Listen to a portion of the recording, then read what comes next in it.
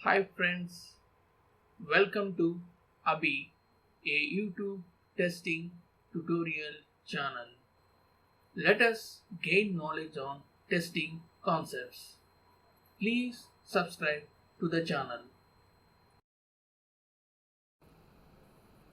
Hi friends, ఈరోజు మనం తెలుసుకోబోయే టాపిక్ టెస్ట్ ప్లానింగ్. ఇది STLCలోని సెకండ్ ఫేజ్. మీరు కానీ ప్రీవియస్ వీడియోస్ చూడకుండా ఉన్నట్లయితే టెస్ట్ ప్లానింగ్ యొక్క ప్రీవియస్ వీడియోస్, STLC యొక్క ఇంట్రడక్షన్ వీడియో చూడకుండా ఉన్నట్లయితే ఆ వీడియో యొక్క లింక్స్ని పైన ఉన్నటువంటి ఐకార్డ్ సెక్షన్లో పొందుపరిచి ఉన్నాము. మీరు ఆ వీడియోస్ని కూడా చూసి సబ్జెక్ట్ని క్లియర్గా అర్థం చేసుకోగలని ఆశిస్తున్నాము. ఫ్రెండ్స్, ఈరోజు మనం తెలుసుకోబోయే 7th అట్రిబ్యూట్ మిటిగేషన్ ప్లాన్. ఈ మిటిగేషన్ ప్లాన్ని బ్యాకప్ ప్లాన్గా కూడా అంటారు. ఈ మిటిగేషన్ ప్లాన్ ఆర్ బ్యాకప్ ప్లాన్లో ప్రీవియస్ అట్రిబ్యూట్ అయినటువంటి రిస్క్ అనే ఒక అట్రిబ్యూట్లో కొన్ని రిస్క్ కాసింగ్ పారామీటర్స్ని మనం పరిశీలించాము. ఆ యొక్క పారామీటర్స్ యాక్చువల్గా ఇంప్లిమెంట్ అయినప్పుడు, ఆ యొక్క రిస్క్ ఫ్యాక్టర్స్ ఫేస్ చేసినప్పుడు దాన్ని ఏ విధంగా హ్యాండిల్ చేయాలనేది ఈ బ్యాకప్ ప్లాన్లో మనం ఒక ప్లాన్ అనేది రూపొందించుకుంటాము. ఈ బ్యాకప్ ప్లాన్ వల్ల మన యొక్క రిస్క్ ఫ్యాక్టర్ని, రిస్క్ పర్సంటేజ్ని తక్కువ చేయొచ్చు, అంటే ఒక డిగ్రేడ్ చేయొచ్చు అనమాట. ఫర్ ఎగ్జాంపుల్, ఒక మాడ్యూల్ని ఒక టెస్టర్కి అసైన్ చేసినప్పుడు, ఒక అనే మాడ్యూల్ని ఇంకో టెస్టర్కి అసైన్ చేసినప్పుడు, ఫర్ ఎగ్జాంపుల్ ఒక టెస్టర్ రిజిగ్నేషన్ మీద నా కంపెనీ నుంచి లెఫ్ట్ అయినప్పుడు అతనికి అసైన్ చేసిన మాడ్యూల్ టెస్ట్ చేయడానికి వేరే పర్సన్ని మనం బ్యాకప్గా ఎంచుకోవాలి. దానికోసం కేటీ ఇచ్చేటప్పుడు ఎవరికైతే ఆ మాడ్యూల్ని అసైన్ చేస్తున్నామో వాళ్ళకే కాకుండా అడిషనల్గా ఒక టెస్టర్ని కూడా ఎవరైతే బాండ్ మీద ఉన్నారో ఖచ్చితంగా మనకి 2 years దాకా వర్క్ చేస్తారని నమ్మకం ఉన్న వ్యక్తికి మనం ఆ యొక్క టెస్టర్కి కేటీ అనేది ఇవ్వవలసి ఉంటుంది. ఈ విధంగా మిటిగేషన్ ప్లాన్ ద్వారా, ఈ విధమైనటువంటి చర్యల ద్వారా మనం రిస్క్ పర్సంటేజ్ని తగ్గించగలవచ్చు.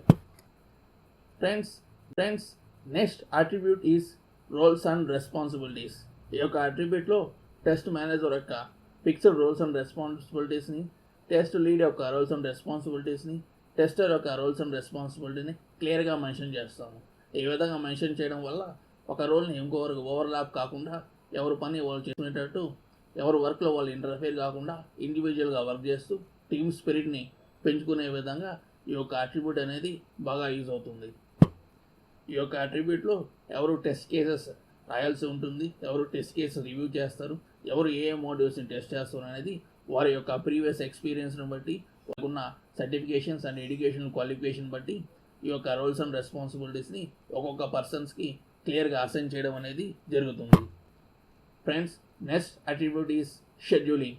ఈ షెడ్యూల్లో మనం ఏ రోజు టెస్టింగ్ స్టార్ట్ చేస్తాం, ఏ రోజు టెస్ట్ కేసెస్ అనేది డిజైన్ కంప్లీట్ చేస్తాం, ఎన్ని రోజులు ఈ టెస్ట్ కేస్ రివ్యూస్ అనేది కంప్లీట్ అవుతుంది, ఎగ్జాక్ట్ డేట్లో ఏ మాడ్యూల్ని స్టార్ట్ చేస్తాం, ఏ మాడ్యూల్ టెస్టింగ్కి ఎంత టైంని కేటాయిస్తున్నాం, ఆ మాడ్యూల్ టెస్టింగ్ ఎప్పుడు అయిపోతుంది, ఏ రోజు మనం టెస్టింగ్ రిపోర్ట్ అనేది జనరేట్ చేస్తున్నాం అనేది క్లియర్గా ఈ షెడ్యూల్లో మెన్షన్ చేయవలసి ఉంటుంది. ఈ పారామీటర్ ద్వారా మనకి టెస్ట్ కేసులు రాయడానికి ఎన్ని రోజులు పడుతుంది, రివ్యూ చేయడానికి ఎన్ని రోజులు పడుతుంది, అండ్ ఆల్సో టెస్టింగ్ యాక్చువల్గా కంప్లీట్ చేయడానికి ఎన్ని రోజులు పడుతుందని ఒక షెడ్యూల్ అనేది మనకి ఈ యొక్క పారామీటర్లో, ఈ యొక్క అట్రిబ్యూట్లో మనం క్లియర్గా తెలియజేయడం అని జరుగుతుంది. ఫ్రెండ్స్, రిమైనింగ్ అట్రిబ్యూట్స్ గురించి తెలుసుకోవడం కోసం నెక్స్ట్ వీడియోని ఫాలో అప్ కండి. నెక్స్ట్ వీడియో యొక్క details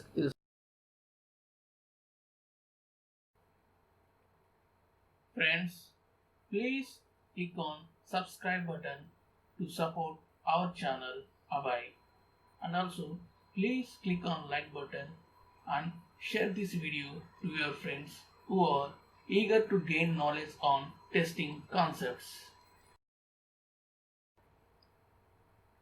Friends, I heartfully thank you for your valuable support to our Abhey, a YouTube testing tutorial channel.